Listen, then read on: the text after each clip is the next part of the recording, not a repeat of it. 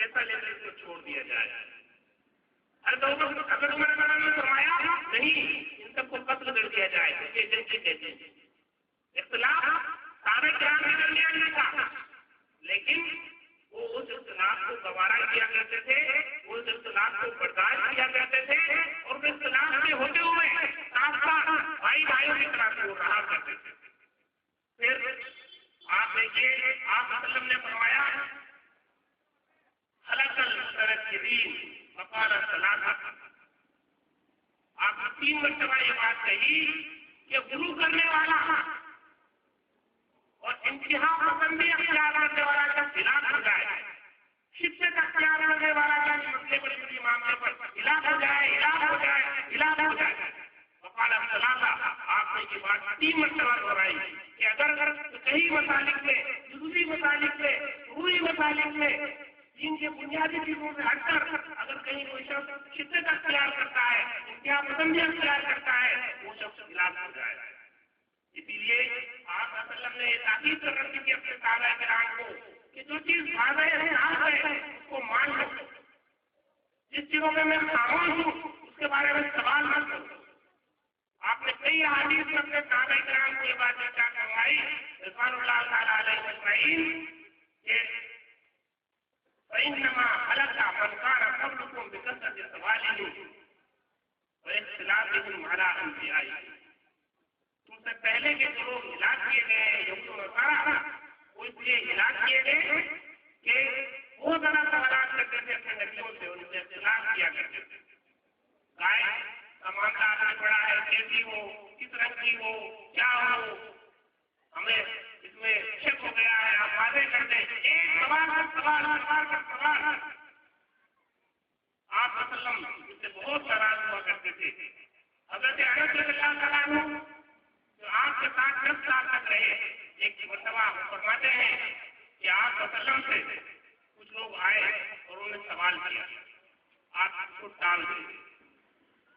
پھر ان لوگوں نے پھر واپس سوال کیا, ان کے سوال کو دہرایا, اور آپ ٹالتے رہے, وہ سوال دہراتے رہے, پوچھتے رہے اس بارے میں.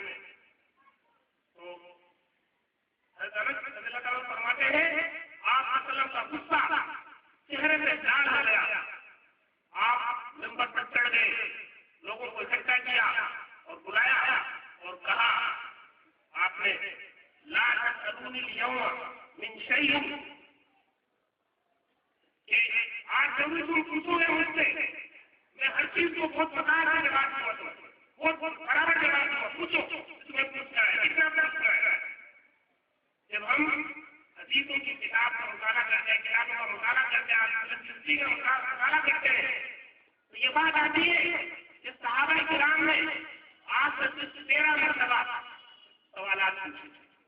13 مرتبہ آپ خود کو بتا دیا کرتے تھے, لیکن وہ بھی بالکل عملی سوالات, پریکٹیکل سوالات, کوئی فرضی, کوئی بنے بنائے سوالات جیسا آج امت مسلمہ کی عادت ہے, ایسے کوئی سوالات صحابہ کرام نے نہیں پوچھے. آپ دیکھیے, ایک مرتبہ آپ وسلم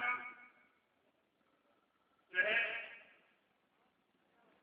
کہتے ہیں کہ جب وہ واقعہ ہوا, آپ وسلم نے جب منبر پر چڑھے اور آپ کو غصے میں کہا پوچھو کتنا پوچھنا ہے, تو بتاتے ہیں پورے مجمع پر ایک سوچ تاری ہو گیا, ایک ڈر تاری ہو گیا, اور تمام صحابہ کرام, انہوں نے دیکھا کہ دائیں بائیں جتنے صحابہ کرام تھے وہ اپنے منہ کو کپڑوں میں چھپا کر رو رہے ہیں, وہ حضور صلی اللہ علیہ وسلم کے چہرے کو دیکھنے کی ہمت نہیں کر رہے ہیں. آپ صحابہ کرام میں کسی کی ہمت نہیں ہوئی. حضرت عمر رضی اللہ تعالیٰ عنہ کھڑے ہوئے, اور جب یہ دیکھا کہ آپ وسلم کا غصہ ٹھنڈا نہیں ہو رہا ہے, تو آپ نے کہا اے نبی وسلم, رضینا باللہ ربا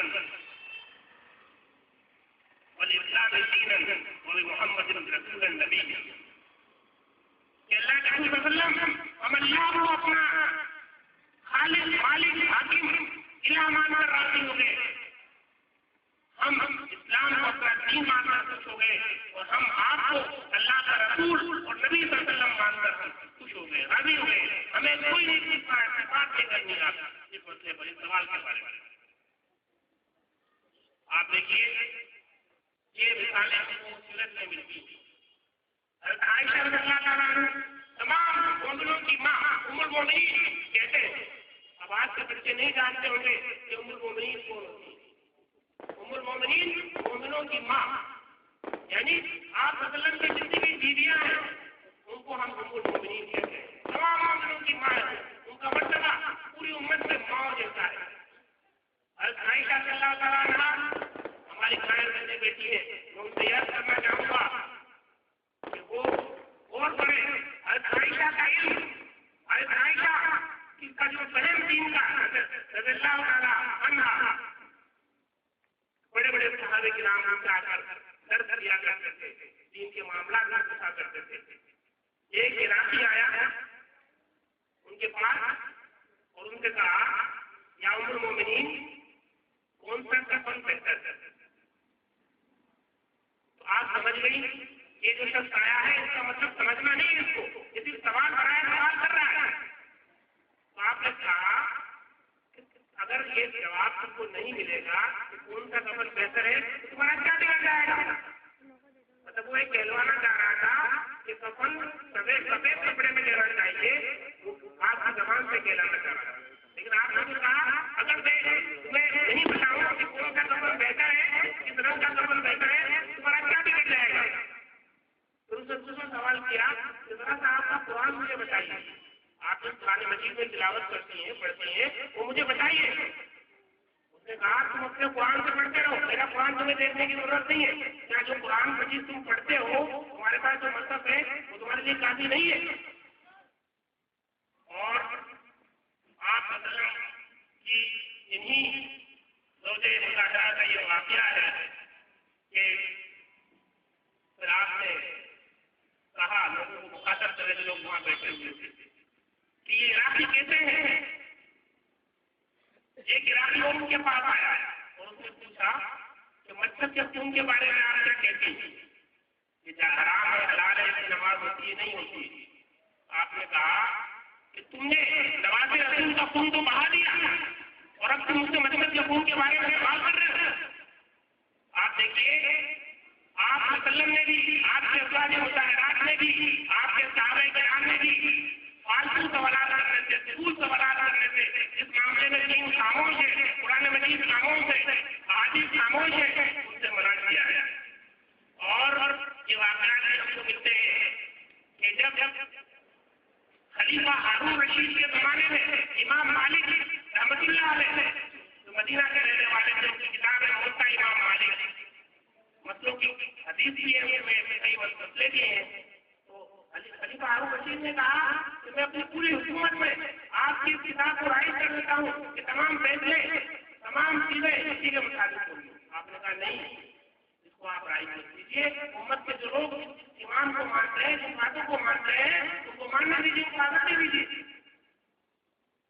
اس کے بعد ہم آگے دیکھتے ہیں تو ہمیں معلوم ہوتا ہے کہ آج اس دور میں کفر کے فتووں کی